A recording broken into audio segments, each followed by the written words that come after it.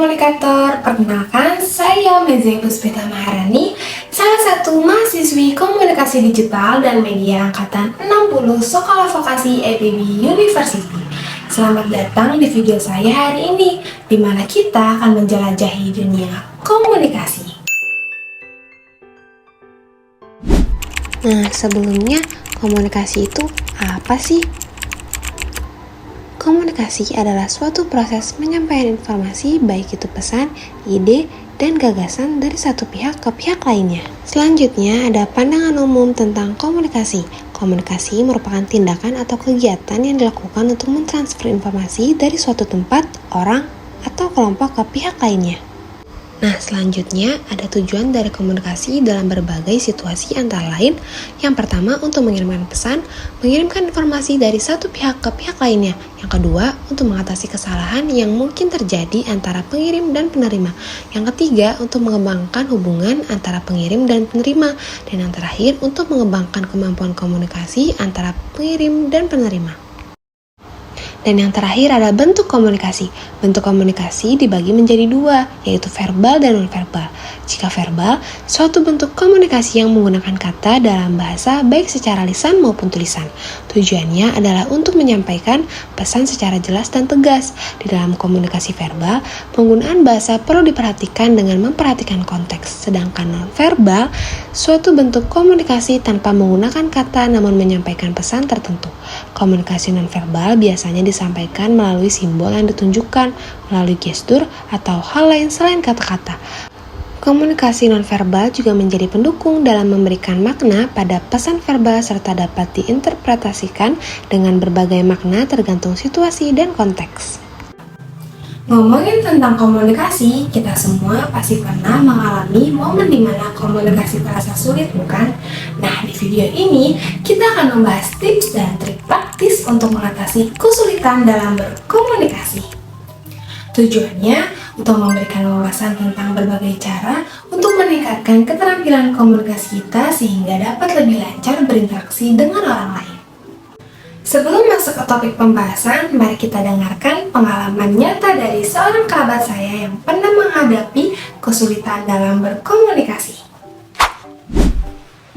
Suatu hari Rara teman saya merasakan sulitnya berkomunikasi dalam situasi sehari-hari yang sederhana. Pagi itu Rara memutuskan untuk pergi ke kafe dekat rumahnya untuk memesan kopi favoritnya. Namun seiring dengan berjalannya waktu, apa yang seharusnya pesanan menjadi mudah berubah menjadi pengalaman yang paling menantang.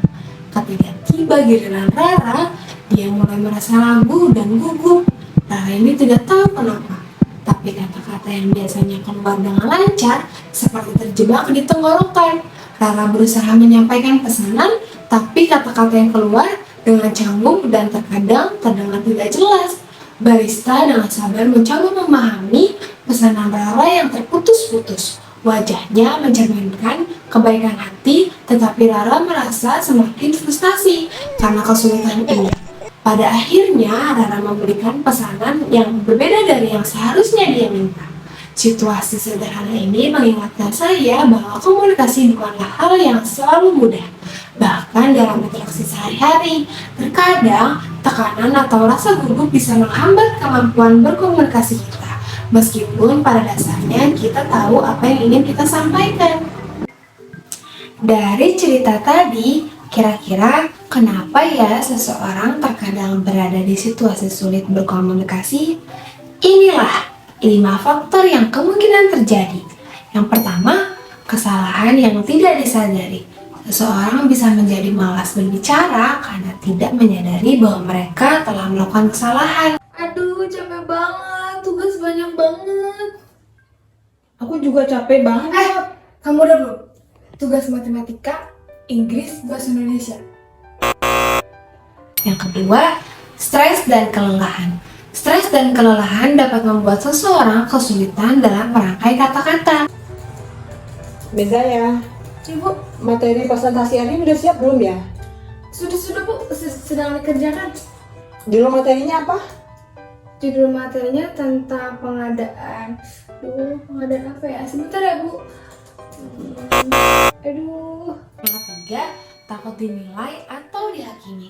Takut mendapat judgement dari orang lain dapat membuat seseorang merasa tidak percaya diri dan sulit berkomunikasi.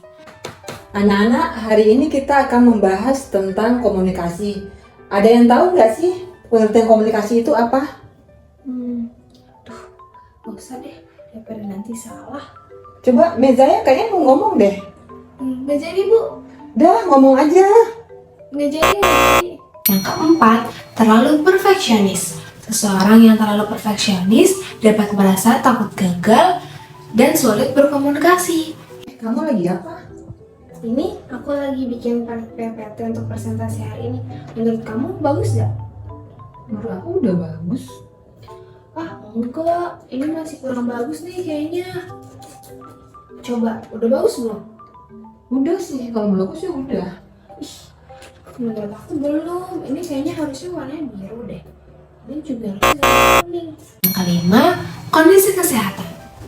Kondisi kesehatan seperti gangguan kesehatan atau gangguan alat komunikasi dapat mengganggu komunikasi yang efektif. Tahu nggak, kemarin tuh ada kecelakaan di Tol Jagorawi. Serem banget deh. Kecelakaan di Tol Jagorawi. Pengalaman ini menjadi pengingat bahwa kita semua memiliki momen ketika berkomunikasi terasa sulit, dan itu adalah bagian dari manusiawi.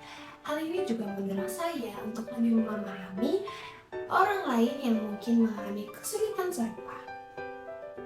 Melalui cerita tadi, kita akan belajar lebih banyak tentang tantangan komunikasi, bahkan dari hal yang sederhana sekalipun yang mungkin kita hadapi. Dan bagaimana sih cara kita mengatasi hal tersebut? Yuk tetap simak video ini. Ini dia 5 tips and trik untuk mempermudah kita dalam berkomunikasi.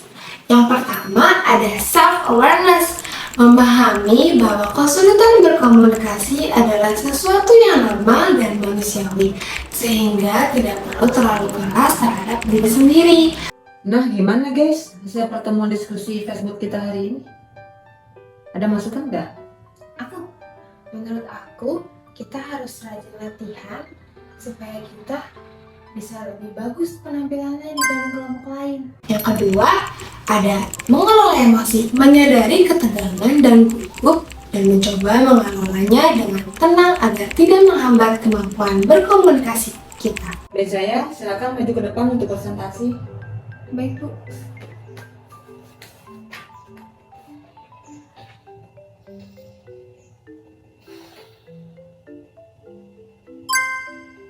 Yang ketiga, ada berlatih aktif mendengarkan, memperhatikan dengan seksama apa yang disampaikan oleh pihak lain sehingga memudahkan untuk kita merespon dengan tepat. Pelaku kegiatan ekonomi itu meliputi produksi, distribusi, sama konsumsi.